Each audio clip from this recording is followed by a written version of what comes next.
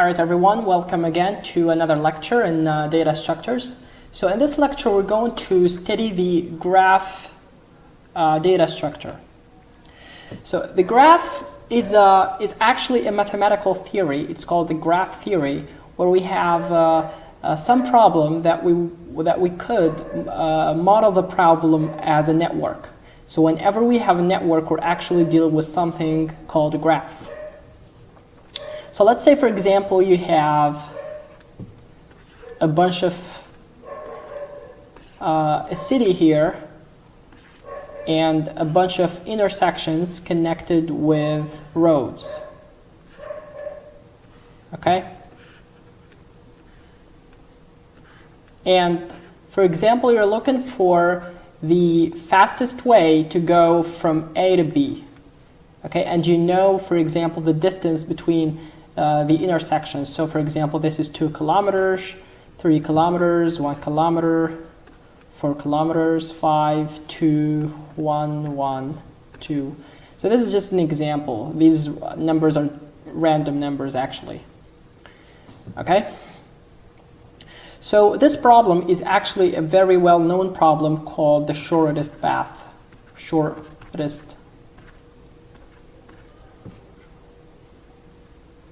I'm sorry. That's the shortest path problem. So this is one example of the problems that you have to be able to deal with a graph in order to solve. There are a bunch of other problems that requires you the ability of being able to implement a graph. So whenever you have a network that you'd like to deal with, then you're going to have to implement a graph. So technically, a graph is a bunch of nodes. So these are nodes connected together. Okay, a bunch of nodes. These are nodes. The yellow ones are nodes.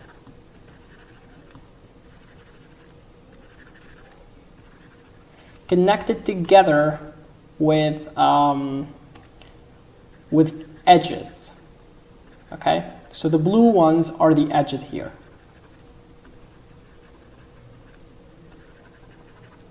These are called edges or arcs, and the nodes are called nodes and also called vertices, popular of vertex.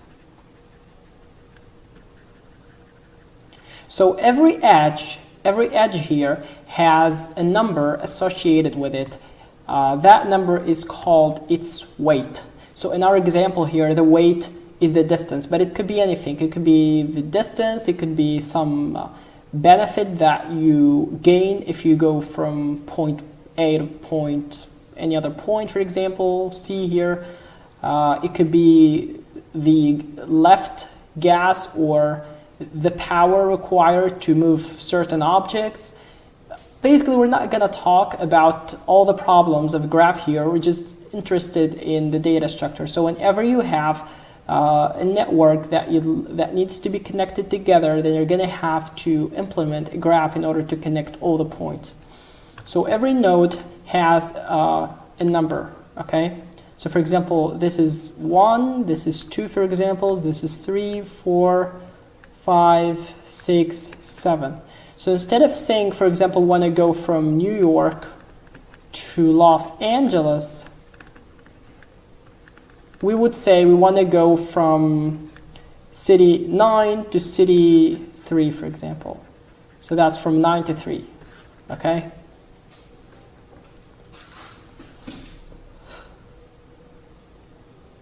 Cool.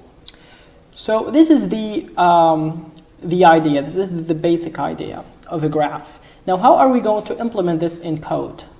Basically, we're going to implement this the same way we used to implement linked lists and all the data structures that use the node structure. So every edge here, we're going to implement edges. Every edge here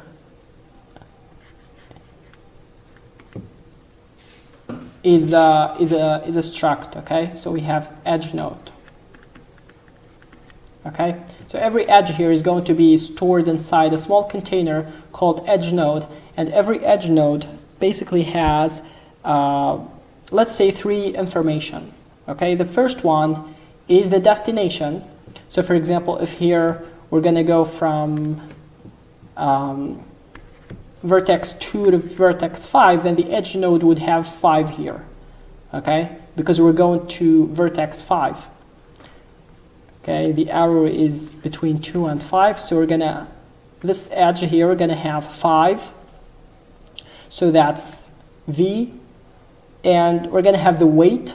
So for example, here if we have 8 kilometers, so here we would have 8, so that's the weight, and of course we would have a pointer that points to the next edge. Okay, so to another edge node, basically.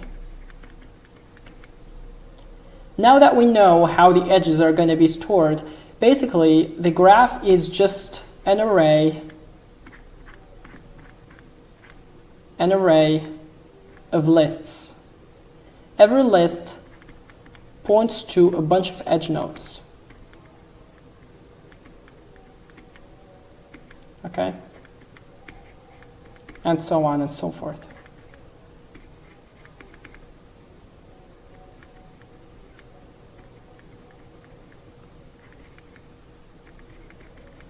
So basically, if we have, for example, here, so that's 0, 1, 2. If we have 2 here, the element number 2 inside the array, inside this array here, if we have that pointer pointing to an edge node struct that has 5, it means that vertex 2 is connected to vertex 5 with weight equals 8. Okay, and since that is a list, so we can have one node connected to a bunch of other nodes. This structure, this way of storing a graph, is called the adjacency list, because we have an array that every cell inside the array contains a list of all the edges that are connected to the node at that index. Okay. This way is the most efficient way to store a graph. There's also another way which is more easier to implement and to deal with. That's called the adjacency matrix, where we have a matrix here. That's a square matrix, and we have the nodes that are connected together would have 1. The intersection of the cell that is the intersection of them has 1, otherwise it has 0. For example, here we have 2 connected with 3, so we would have here line 2, column 3, we would have 1. And we would also have line 3 connected with column 2, so that's also 1 here. That means that 2 and 3, both nodes 2 and 3 are connected together. Okay? And the rest, let's say 0, means that they're not connected. So 0 is not connected, 1 is connected. But this way of representing the graph is not efficient. As you can see here, to store a sparse graph, a graph with not a lot of edges, we're going to have to store a lot of information, okay? So it's a lot of zeros here, a lot of unneeded information being stored, okay? Especially in sparse graphs. Sparse graphs means the graphs which do not have a lot of edges. Cool. Now this is one type of graph. This is one type of graph. There's basically 2 types of graphs. There are the graphs that are not directed,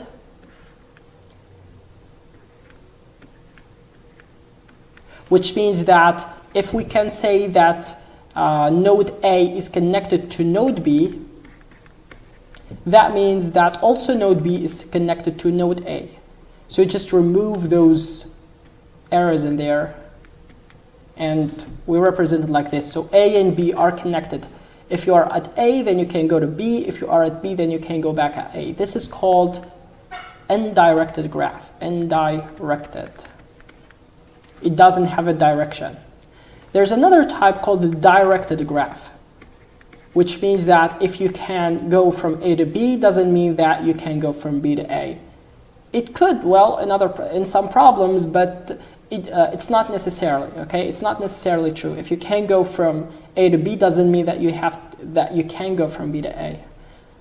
Take the example of a hill, for example. If you have some hill here, some place, some high place, there's some low place here, so you can basically jump from here to here, but you cannot jump from here to here because it's too high, okay?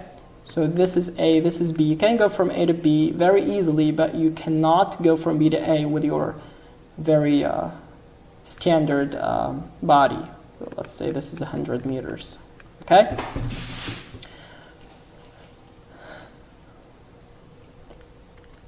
Cool. Now, if the graph here doesn't have weights in it, it doesn't have numbers on the edges here, let's say 8, we don't have that 8 there, it means that this graph is unweighted graph. Unweighted graph.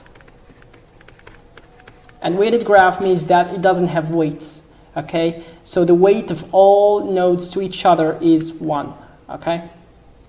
There's also the weighted graph where we have weights, okay, where we have the distance, for example, between two nodes matters, okay? So if we have A is connected to B with distance 3, and we have A connected to C with distance 2, then A is closer to C than A is closer to than B, okay?